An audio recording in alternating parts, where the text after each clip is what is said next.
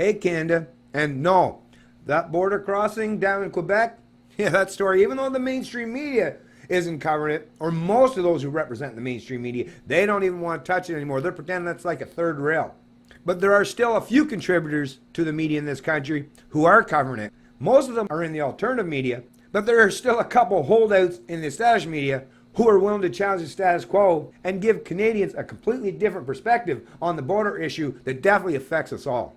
And thank goodness for that. Because absent people such as this contributor, or even people like myself who help report on these things, well, Canadians would still be inundated with non-stop political propaganda from the authoritarian collectivists and their media mouthpieces, who seem to be more concerned with complete strangers than any effect it's going to have on the old stock Canadians. There's a lot of people out there on the political and media landscape that are seemingly showing that they have no loyalties to anyone.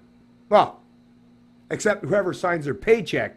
Headline on the Toronto Sun, Malcolm, illegal border crossings in Canada? Yes, it's still happening. It's being reported by Candace Malcolm. Published August 10th, 2019, updated August 12th, 2019. On Monday, a man was arrested by First Nations police in rural Manitoba after illegally crossing into Canada via the U.S. border. As has become the norm, there was barely any news coverage. Much of the media didn't bat an eye.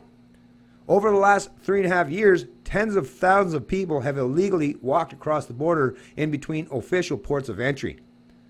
Of those, 58,054 have been arrested and detained by the RCMP. Since 2016, Justin Trudeau's first full year in office, 156,155 people have arrived in Canada under false pretenses, walking in illegally, using fake documents or pretending to be tourists, only to make asylum claims in the hopes of becoming refugees in Canada.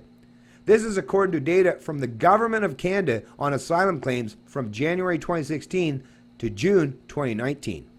This staggering figure is in addition to Canada's planned annual intake of immigrants and refugees, people who apply in advance, wait in a queue, and come to Canada through official immigration channels. The problem of illegal entry into Canada has shown no sign of slowing down. Back in 2017, when the illegal border crossings really started to surge, the media was all over it. They wrote sympathetic stories of migrants looking for a better life in Canada, painting them as hapless victims and omitting the fact that many were breaking Canadian laws. Journalists invented their own narrative about the situation, claiming that somehow these migrants were fleeing U.S. President Donald Trump. The reality was far more complicated. Many of these migrants were taking advantage of lax U.S. tourist visa rules that allowed them to travel to North America without any previous background screening and gain access to Canada's generous asylum system.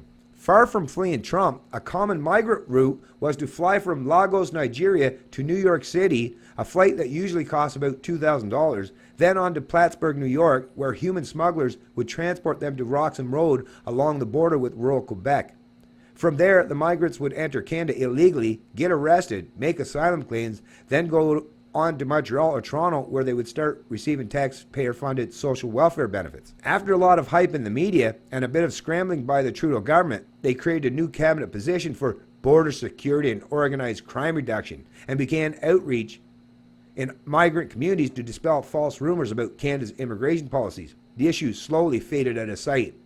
Yeah, so they put their political propagandists, those who are supposed to do that damage control, they put them out there front and center. And what was that? Bill Blair and part parcel of that, right? Put them out there front and center to try to alleviate Canadians' concerns. But in reality, that's not working out well. I mean, maybe for people that align with this kind of illegality already or fall for the rhetoric of these leftists in this country. But yeah, most Canadians aren't falling for this nonsense in spite of all the political posturing and propaganda to suggest you're a bad person if you want your borders to be defended and not to have or allow a mass influx of illegals to pour into this country that forces you as a Canadian taxpayer to pay for all.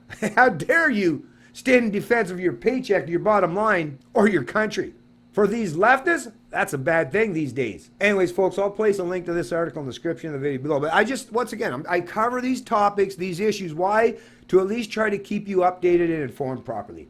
I see that those who mainly comprise or represent the establishment media in this country. They're doing a terrible, terrible, terrible job of doing that, which is why people like myself have felt, well, somebody's got to step up to the plate. There's a huge void there. Somebody's going to have to fill it.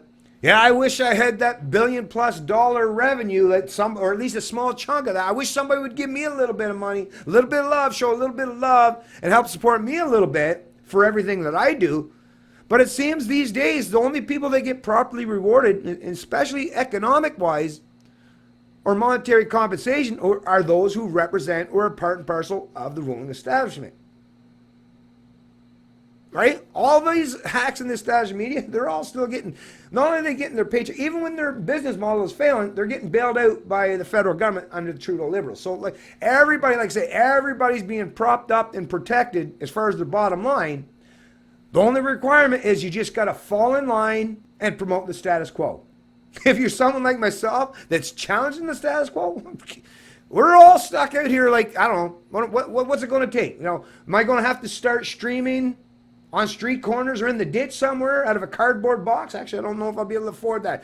Probably be a hard time. Well, as long as I'm in some downtown corner and I can piggyback off some Wi-Fi, I might be able to do it. But like I say, if folks aren't willing to support those of us that are trying to challenge the ruling establishment or the political hacks in the media in this country, like I say, if Canadians are unwilling to support us, well, I don't know. I'll still keep trying to do what I can do, but I will say, eventually we'll get discouraged and we'll have to go elsewhere. I mean, well, even myself, it's not just even be discouraged. I'm going to have to pay to keep the roof over my head. I'm going to have to pay to sustain myself. And if it comes to the point where you're forcing me that I got to pick one or the other, I got to take care of myself. I have no choice in that. No one else is going to step up to do it for me, right?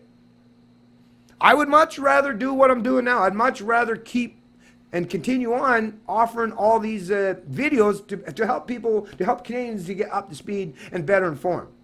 Because I think it's a vitally important service that I provide. But apparently only a very tiny portion of the Canadian population believes the same. The market is apparently speaking. And apparently the market's saying that what I provide is basically worth nothing. Although they want to consume it.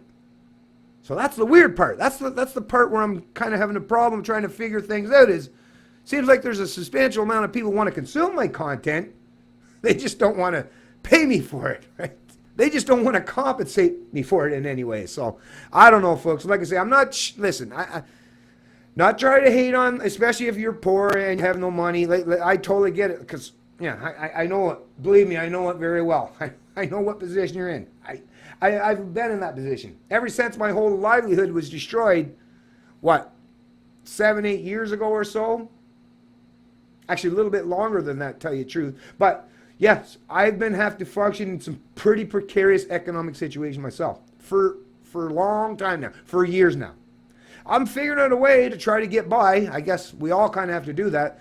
But it is becoming more and more difficult to do so. As you see, I'm having more and more burden, more and more obstacles placed in position in front of me. And it's like, eventually, like I say, I'm very ambitious and I'm very emboldened to do a lot of things. But if I'm not getting anything, if I'm not being rewarded in any way, well, I will say to each and every one of you, that is the one area where it won't be the leftists, it won't be the collectivists, it won't be these authoritarian hacks will prevent me from continuing doing what I'm doing, because I love challenging those people.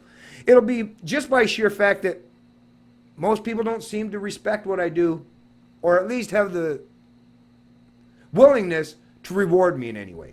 Now, I do appreciate the likes, shares, and the subscribes. Those are very important, and I'm not, like I say, all those, if that's all you can do because you're in a very terrible or hard economic situation yourself, like, totally get that, and I'm very appreciative for those of you who at least do that.